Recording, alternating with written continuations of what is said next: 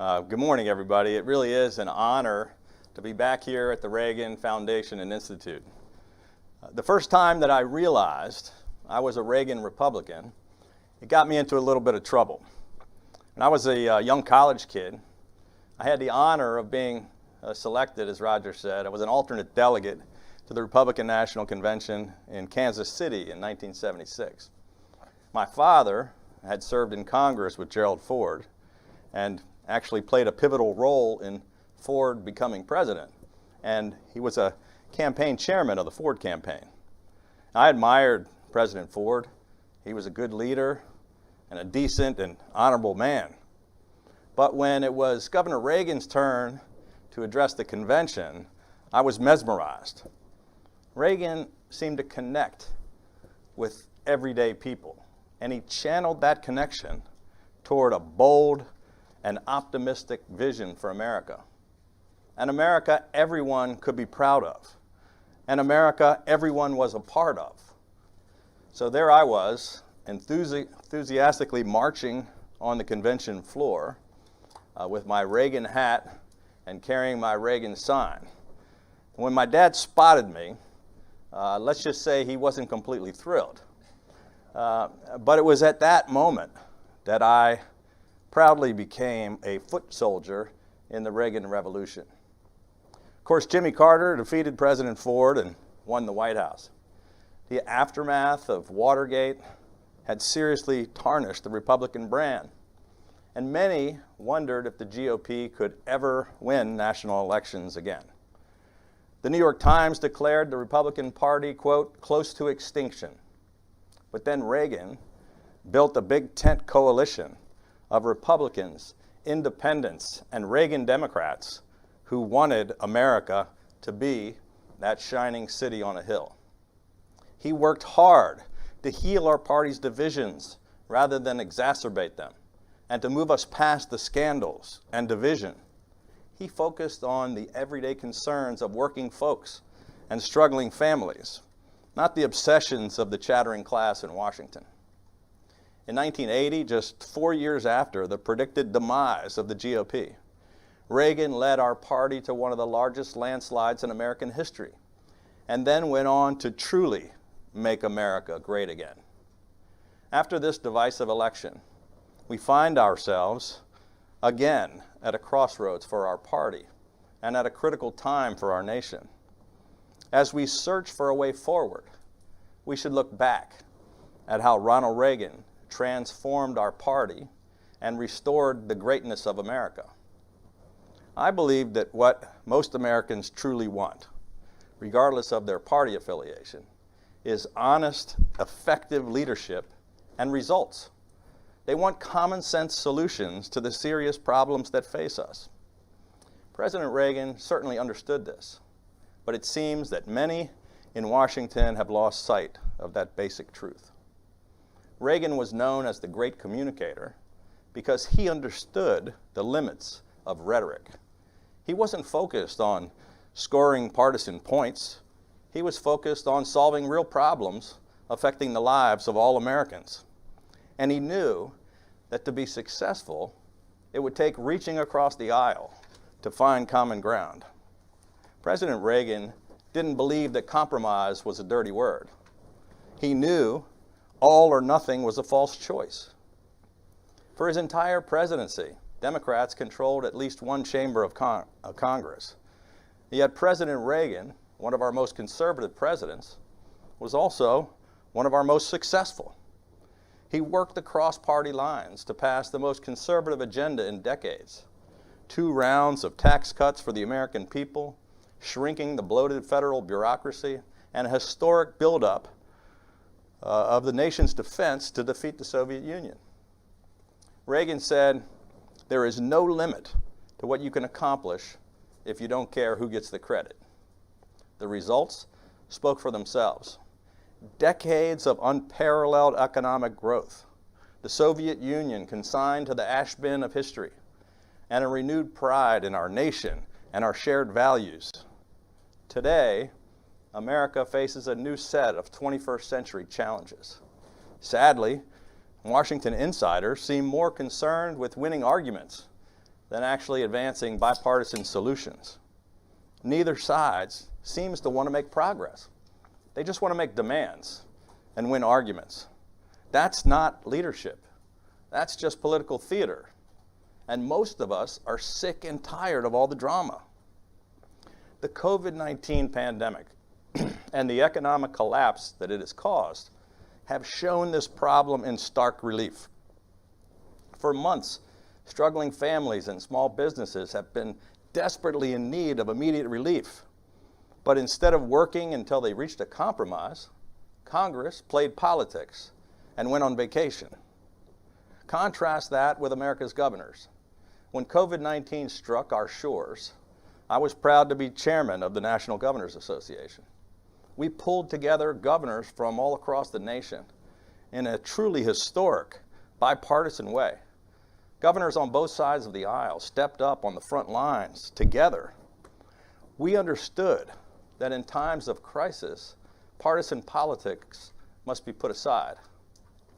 The failure of Washington to effectively combat COVID and the failure to pass the stimulus package are just the latest examples of the dysfunction in Washington.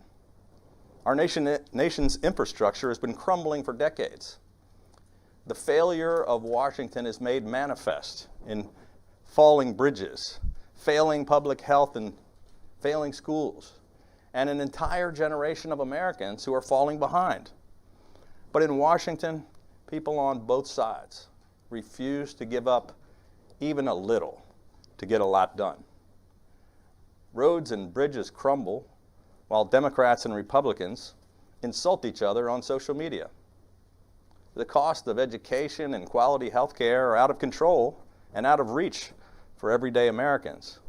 One party wants to impose radical solutions that would create more problems than they would solve, and the other party, all too often, offers no solutions at all.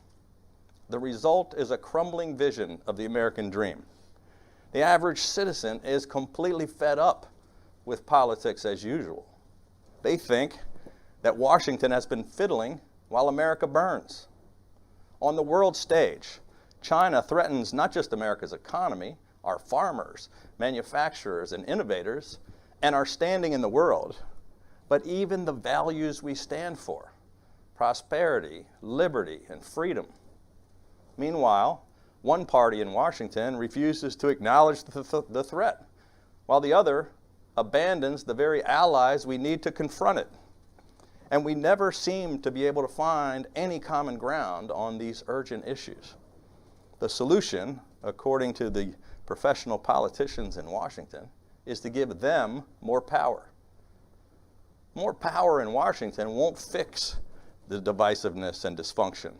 It'll only impose more dysfunction on our lives. Faith, civic, and business leaders who are serving their communities, state and local governments that are working every day to solve real problems. We don't need Washington to dictate. We need Washington to get its act together. We need Washington to make it easier, not harder, to solve problems. We need Washington to be a partner, not an impediment.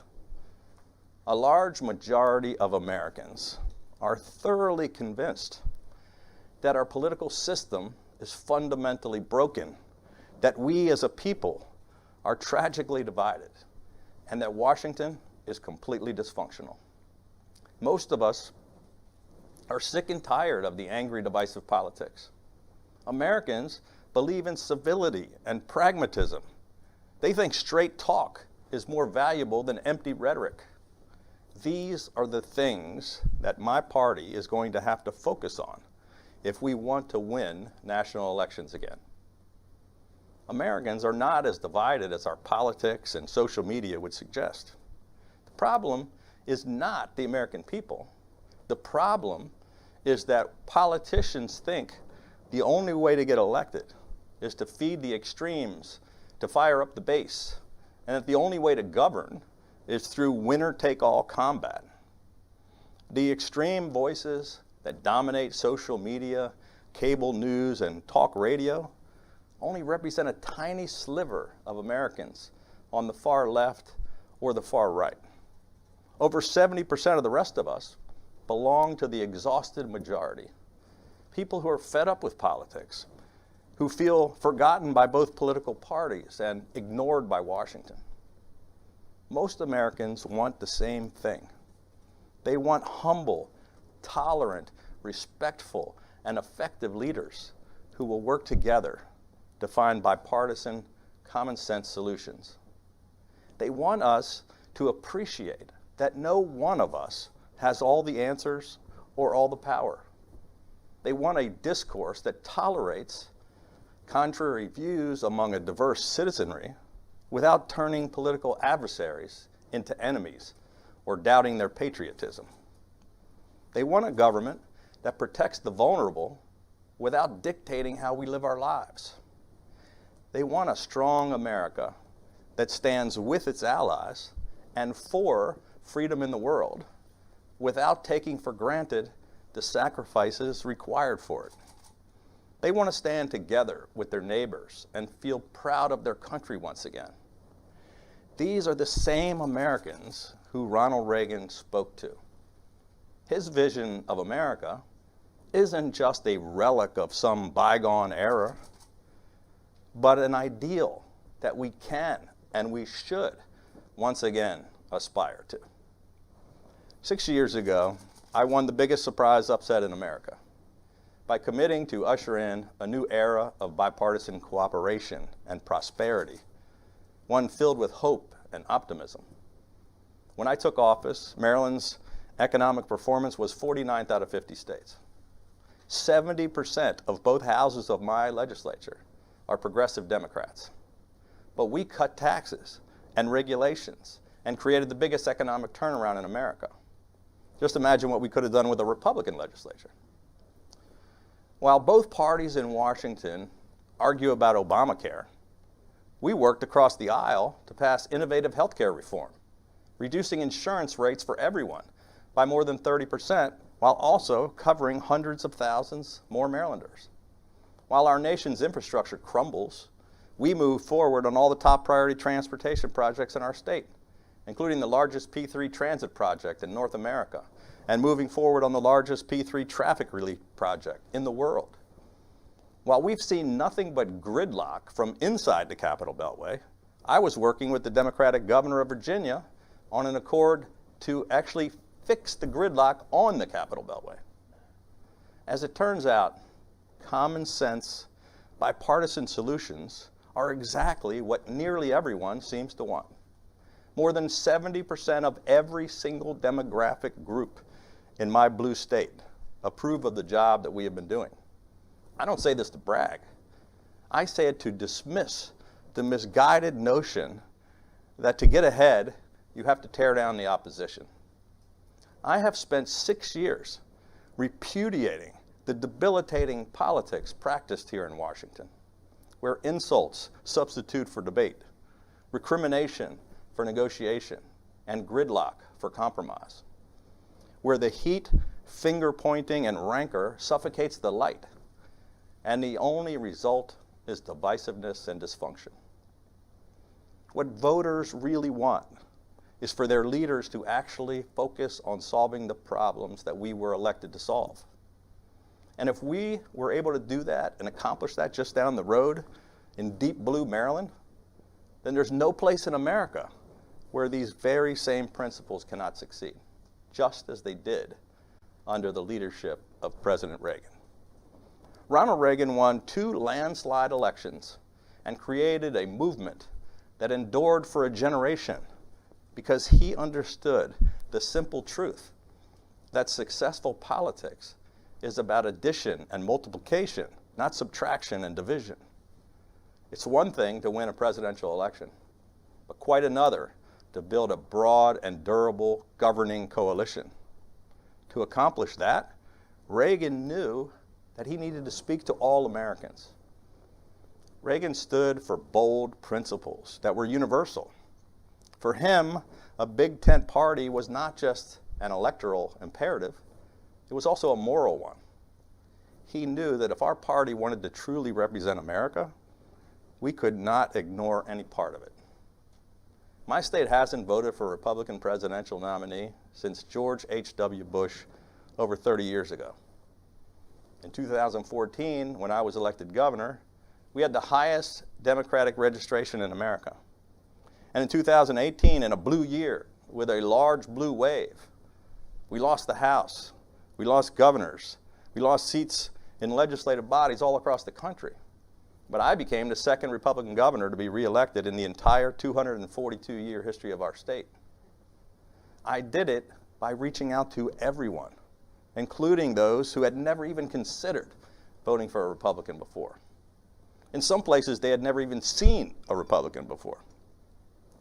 Too many in both parties have bought into the false narrative that the way you vote is predetermined by where you were born, where you live, the color of your skin, who you love, or where you worship. In this past election, the electorate was historically divided. Republicans did make some modest gains with Black and Hispanic voters who were turned off by far-left elitism and political correctness run amok. But in Maryland, we proved that a Republican can win support from Black, Hispanic, and Asian Americans, suburban women, and younger voters, not just to gain a few points, but to win overwhelming majorities. Look, the truth isn't always easy to hear. But as Roger said, I'm a guy who tells it like it is. So here's the truth that our party needs to hear. Divisive rhetoric and toxic politics is alienating large parts of the country. And no one will listen to our message if they don't believe that we're listening to them. We cannot continue failing to expand our tent the way Reagan did. Addressing the real concerns of everyday people is harder than political virtue signaling or preaching to the choir. But that is what a large majority of Americans want and what they deserve from their elected leaders. Reaching across the aisle and finding common ground is harder than simply attacking those with whom you disagree. But it can be done. As Reagan said, we are once again at a time for choosing. Are we going to be a party that can't win national elections again?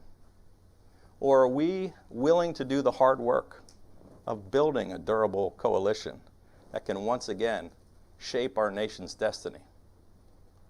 Some Republicans want to return to the way things were before 2016. Others want to keep heading in the same direction, as if this election never happened. That is a false choice. The answer is not to return to a party that often spoke only to the Washington establishment, or one that only speaks to the hardcore base.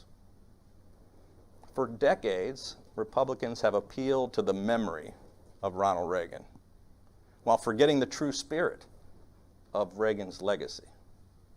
In the name of Reagan, Republicans dogmatically applied obsolete policies without recognizing how the world has changed and without questioning old assumptions the way President Reagan did.